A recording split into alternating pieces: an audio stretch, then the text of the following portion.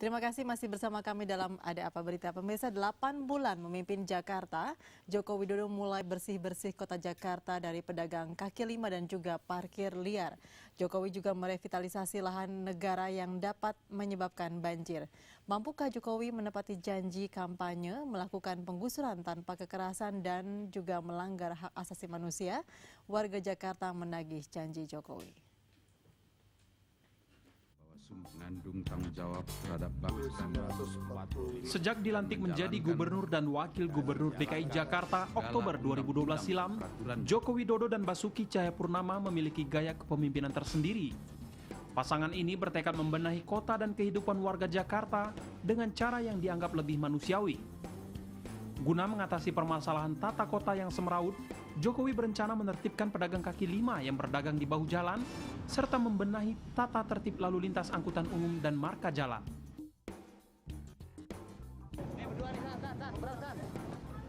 Satu bulan pasca dilantik menjadi gubernur DKI Jakarta, Jokowi menertibkan 250 unit bangunan liar di kawasan Petamburan, Jakarta Pusat yang berdiri di atas saluran air. Dalam penggusuran ini, petugas Satpol PP tidak dilengkapi pentungan yang biasa menjadi atribut, terutama alat bela diri petugas. Hal ini dilakukan untuk lebih mendekatkan Satpol PP dengan masyarakat saat proses penggusuran. Penggusuran ini terlihat jauh berbeda dengan kinerja Satpol PP di era gubernur sebelumnya yang rentan dengan bentrokan warga menolak penggusuran. Guna memaksimalkan fungsi waduk fluid yang sempat mengalami penyempitan dan pendangkalan, Jokowi berniat menormalisasi waduk fluid yang dimulai dengan penggusuran sekitar 500 unit rumah warga yang berdiri di bantaran waduk. Dengan adanya ratusan bangunan liar di atas lahan waduk, wilayah Jakarta Utara terancam banjir bandang akibat waduk yang tak mampu menampung debit air hujan. Permasalahan waduk fluid sudah menjadi pekerjaan rumah yang tak kunjung rampung selama 30 tahun terakhir. Di tempat ini, Pemprov DKI Jakarta mendapatkan perlawanan warga yang merasa telah mendiami lahan milik negara lebih dari 20 tahun. Sebelumnya, luas waduk fluid 80 hektar dengan kedalaman 10 meter yang difungsikan untuk mengurangi beban kanal banjir timur dan kanal banjir barat. Namun sejak ditempati warga, waduk fluid hanya seluas 50 hektar dengan kedalaman 1 meter. Jokowi mulai bersih-bersih Jakarta dari PKL liar yang disinyalir menjadi biang kemacetan, mulai dari pinggir jalan, terminal, dan stasiun kereta. Juni 2013, Pemprov menggusur lapak liar PKL di 4 lokasi sekaligus, di antaranya Pasar Minggu, Glodok, Tanah Abang, dan yang terakhir Jatinegara. Pemprov menilai keberadaan PKL liar dilindungi oleh sejumlah preman yang mengatasnamakan organisasi masyarakat. 250 personel petugas gabungan dari Satpol PP, Sudin Kebersihan, Sudin PU, Tata Air dan Perhubungan menggusur 750 lapak pedagang kaki lima di Jalan Kiai Haji Mas Mansur dan Jalan Fahrudin Tanah Abang, Jakarta Pusat. Penertiban ini bertujuan memperlancar arus lalu lintas yang terhambat akibat keberadaan PKL. Ratusan gerobak dan tenda milik PKL diangkut truk Satpol PP. Tidak ada perlawanan fisik oleh pedagang terhadap petugas yang membongkar kios mereka. Setelah membongkar 750 kios PKL, Pemprov membuat aturan tegas lalu lintas di kawasan Pasar Tanah Abang. Dinas Perhubungan akan menilang bahkan menggembok roda kendaraan yang terbukti parkir liar di ruas jalan utama. Dinas Perhubungan DKI Jakarta akan menata ulang aturan bongkar muat kendaraan yang beroperasi di Pasar Tanah Abang. 17 Juni kemarin, Pemprov DKI kembali bersih-bersih PKL dan parkir liar di kawasan Jatinegara, Jakarta Timur. Dishub DKI membuat aturan tegas bagi sejumlah kendaraan yang terparkir di ruas jalan utama. Kendaraan dilarang parkir di pinggir jalan mulai pukul 6 pagi hingga 10 malam. Namun aturan tersebut tidak diberlakukan pada hari Sabtu dan Minggu. Pemprov DKI meminta PD Pasar Jaya yang mengelola pasar tradisional di Jakarta untuk menertibkan dan menampung sementara para pedagang kaki lima. Guna meredam amarah pedagang yang digusur, Jokowi berjanji akan memberikan tempat relokasi. Bahkan Jokowi berniat mendirikan sebuah mal yang dikhususkan sebagai ruang niaga bagi PKL. Jokowi juga berjanji akan memberi ruang bagi PKL di 150 pasar tradisional binaan Pemprov DKI Jakarta dan tidak dipungut biaya sewa bagi PKL. Lagi-lagi, penggusuran ala Jokowi berjalan mulus tanpa bentrokan fisik dan hanya mengalami sedikit kendala di lapangan yang bersifat adu argumen. Mampukah Pemprov DKI atasi komplikasi permasalahan Jakarta? kini giliran warga menagih janji yang diyakini Jokowi dapat terrealisasi. Tim Liputan, JAK TV.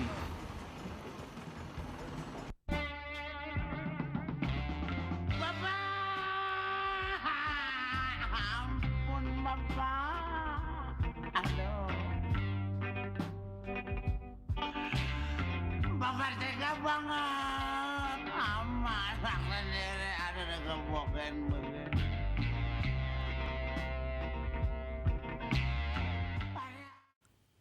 Ya, terima kasih masih bersama kami pemirsa. Mungkin sebagian dari Anda ketika melintas di beberapa titik di kota Jakarta seperti Tanah Abang, Pasar Minggu, Jatinegara dan juga Pasar Rebo sudah mulai merasakan jalan sudah mulai agak lancar setelah Pemprov DKI Jakarta melakukan penertiban terhadap parkir liar maupun terhadap PKL yang biasa mangkal di tempat-tempat tersebut.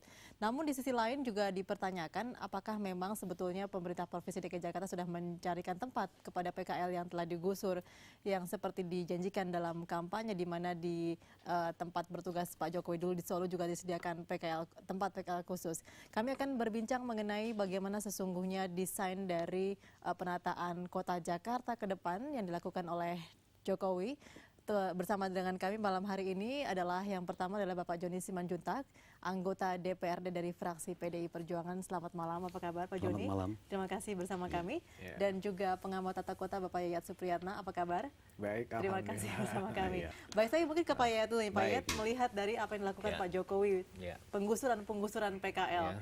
Di sisi lain mungkin sebagian warga sangat senang begitu ya, karena memang jadinya lancar jalanannya, tidak seperti biasanya. Tapi kemudian juga untuk penertiban PKL tersebut, apakah juga memang ini menjadi desain dari Pak Jokowi untuk membersihkan kawasan-kawasan yang terlalu macet karena PKL? Nah, sebetulnya kan pertanyaan ini menarik ya. Mengapa sekarang ada penggusuran tapi reaksinya tidak terlalu sporadis dalam bentuk ada bentuk kekerasan dan sebagainya.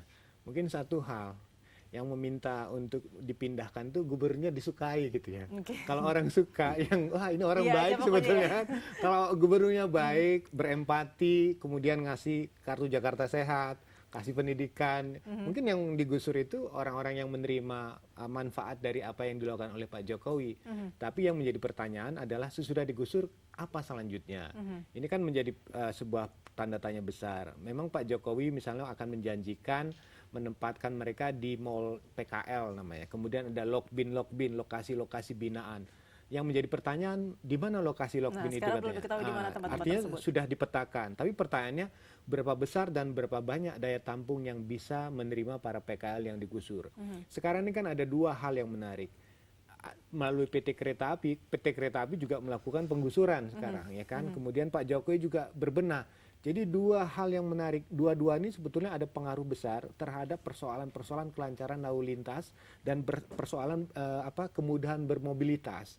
Jadi orang merasakan bahwa ternyata kalau PKL ini ditata punya efek yang menarik untuk membuat sebuah suasana yang lebih lancar dan baik bagi masyarakat yang lebih luas. Nah, yang kedua, banyak juga PKL yang sekarang ikut disadarkan bahwa Anda dipindahkan karena Anda menempati lokasi yang tidak sesuai dengan aturan. Nah, contohnya misalnya kan, tadi ada masyarakat yang menempati rumah di atas gorong-gorong air. Kemudian yang kedua, lokasi di Waduk Pluit.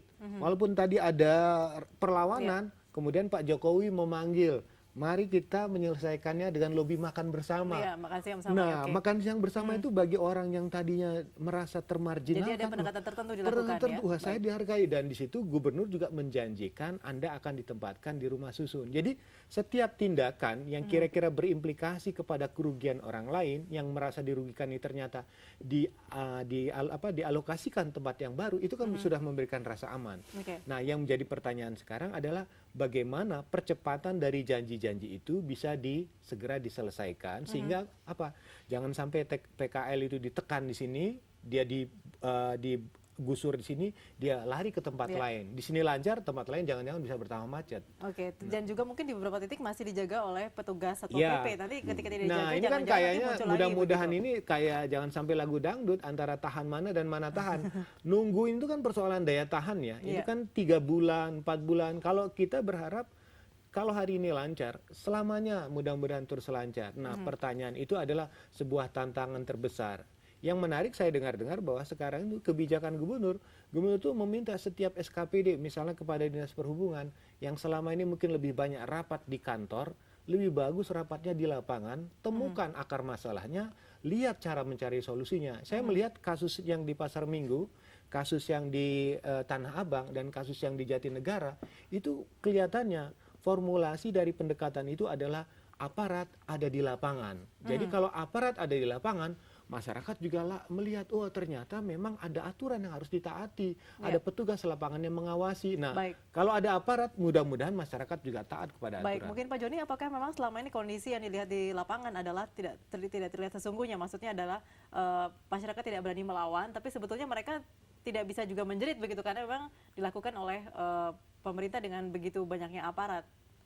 Waktu sebelum Jokowi? Enggak, yang sekarang ini terjadi. Karena sekarang memang tidak ada perlawanan berarti, walaupun kita juga yakin bahwa sebenarnya PKL juga mungkin seperti yang terjadi di stasiun kereta api, di mana mereka digusur, mereka juga pasti sebenarnya teriak begitu. Kalau saya amati ya, kemarin-kemarin itu, ketika ada proses penggusuran, rakyat itu nggak percaya kepada tujuan-tujuan ataupun gagasan ataupun rencana-rencana pemimpin yang lalu. Sekarang ini kan mereka sudah percaya kepada Jokowi. Persepsi publik terhadap dia adalah bahwa Jokowi ini adalah seorang pemimpin yang sebenarnya tidak punya kepinginan lain-lain, tetapi hanya ingin membenahi Jakarta.